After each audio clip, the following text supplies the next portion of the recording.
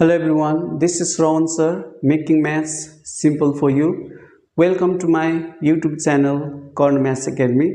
Today's topic is sequence and series, which is from class 12 mathematics. And this question is frequently asked in NEB examinations. Here we go. Dear students, this question is from exercise 4.1, which is question number 2F.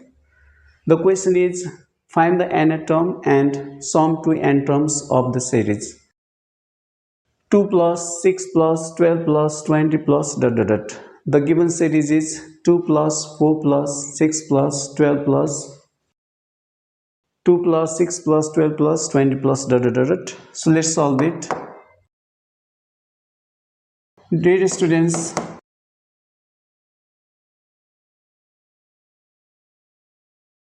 the given series is 2 plus 6 plus 12 plus 20 plus ... So at first we have find out the nth term, or we can say the general term of the given series. So let's find out.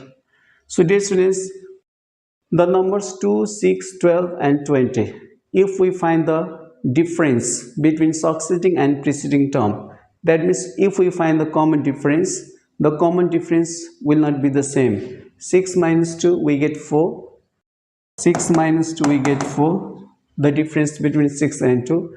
And again, if we take the difference between 12 and 6, 12 minus 6 will get 6. The common difference are not same. That means if we take the difference between T2 and T1, T2 minus T1, we get 4. And again, if we take next difference, that means T3 minus T2, we get 6. The first difference is 4 and the second difference is 6. The common difference is not same. That means this is not an arithmetic sequence.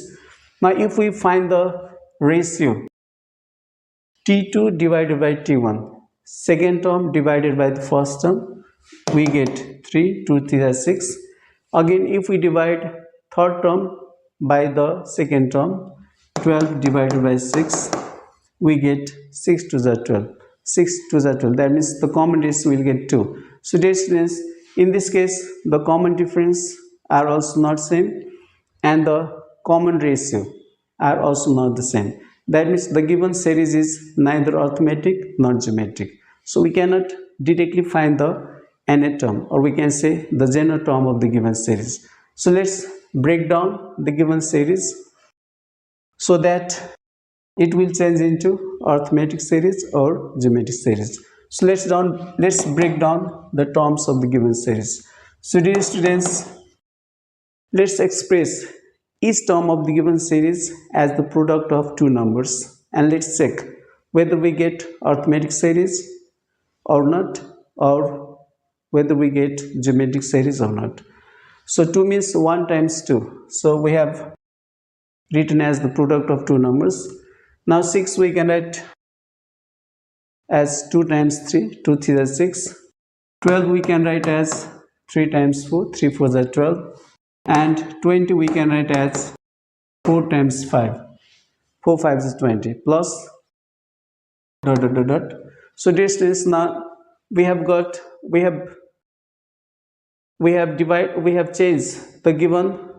changed the numbers of the given series as the product of two numbers. 1 times 2, 2 times 3, 3 times 4, 4 times 5. So this means now if we look at the first numbers of each term of the given series, then we see that we have got that 1 time 1 2 3 4, 1 1 2 3 4.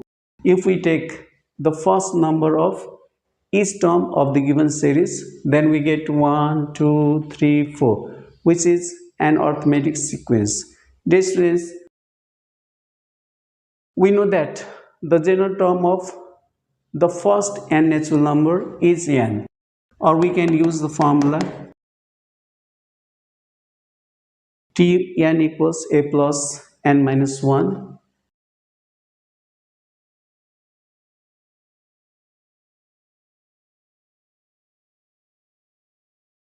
Dear students, we know that the general term of arithmetic sequence is Tn equals a plus n minus 1 into d.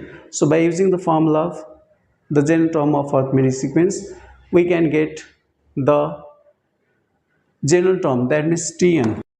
The general term of 1, 2, 3, 4 is n. So directly we can write, if the given sequence is the sequence of the first n natural numbers, that means 1, 2, 3, 4, 5 and so on, then the general term we can write directly as n. So the general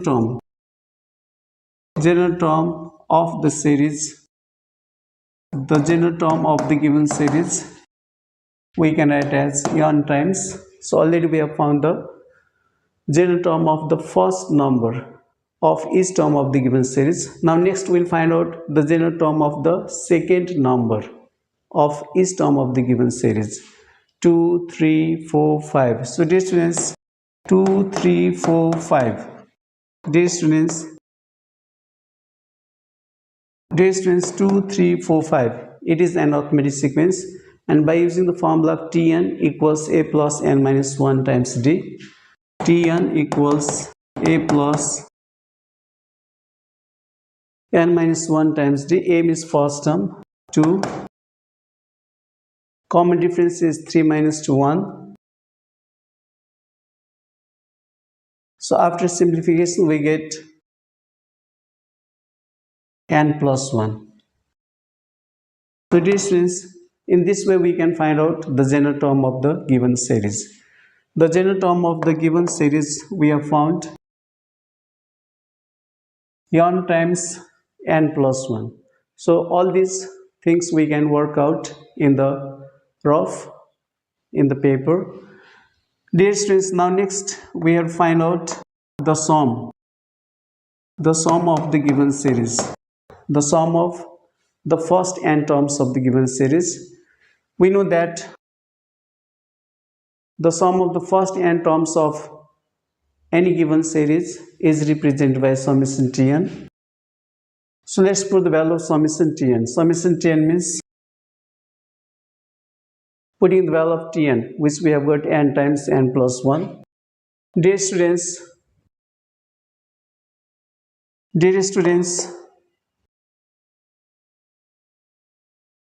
now let's open the bracket. Summation n square plus n. So this we can write as summation n square plus summation n. So dear students, now we have got two series. The first series is summation n square, which is the sum of the squares of first n natural numbers. And the second series is summation n. Summation n means the sum of the first n terms of given series, the sum of the first n terms of natural numbers. So dear students, summation n square represents the sum of the squares of first n natural numbers, and we know that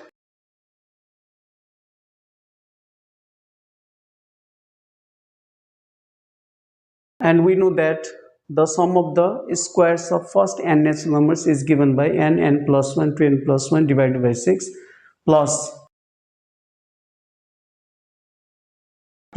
summation n. Summation n represents the sum of the first n natural numbers, which is given by n plus 1 divided by 2. So dear students, summation n square means n times n plus 1 to n plus 1 divided by 6 plus summation n means n times n plus 1 divided by 2.